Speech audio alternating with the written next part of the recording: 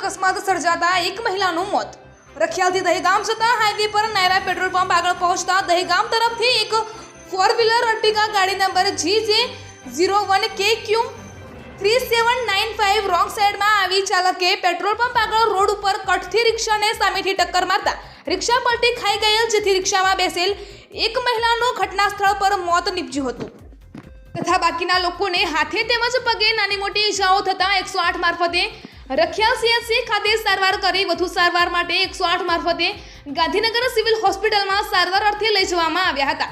અકસ્માત થતા ઘટના સ્થળે લોકોના ટોળેટોળા ઉમટી પડ્યા હતા। આ અંગે રખિયાલ પોલીસ ઘટના સ્થળે પહોંચી આગળની કાર્યવાહી હાથ ધરી હતી। નટપુર ન્યૂઝ સખત અને સતત આપની સેવામાં। અમારા ફેસબુક પેજ, ઇન્સ્ટાગ્રામ, યુટ્યુબ ચેનલને સબસ્ક્રાઇબ કરો અને ફોલો કરો।